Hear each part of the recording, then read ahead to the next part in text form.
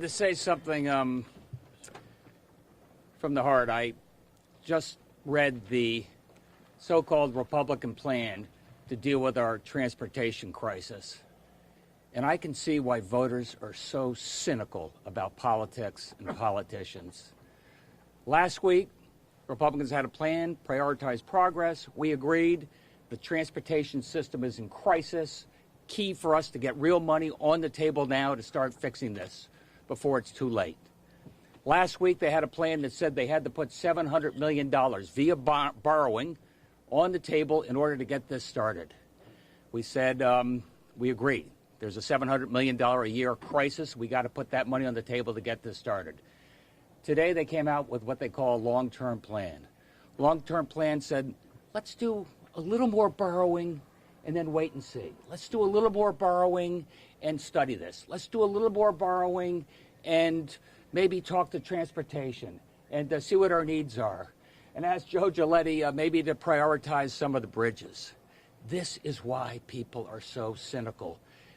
If you don't want to toll, say it. If you want to borrow, say it. If you don't want to do anything, say it. You know where I stand. I believe strongly, and I'm putting my shoulder to the wheel, that the most important thing we can do is to get this state moving again and growing, is to put money behind a transportation plan now that gets this state back on track. That's why we've been at the bottom of the barrel in job creation for a long time. And I'm not going to let politicians hide behind yet another study. That is not the way to get this state going. So I'm going to get everybody to cast a vote. They can say no. They can say kick the can down the road. They can say wait. But they're going to make them cast a vote to get this state moving again. I think I put forward a plan. You know where it stands. 40% paid for by out-of-staters. Money on the table to get our roads and bridges fixed and speed up our rail system, something that labor and business agree is so key to our economic future. Last week, the Republicans agreed we needed $700 million a year. Today, they're saying, let's borrow a little more and let's study it. Let's not study it. Let's get going. That's what I wanted to say. Thanks, everybody.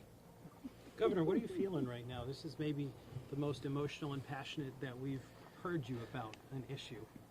What's going through your mind? What's going through my mind is these guys were elected to come to Hartford to make a decision. And what I just read is we can't decide. And we don't want to take a tough vote. And we want to wait a little bit longer. And let's get back in a couple years and let's study it. And you're right, I do feel passionately. You elected us up here to make a decision.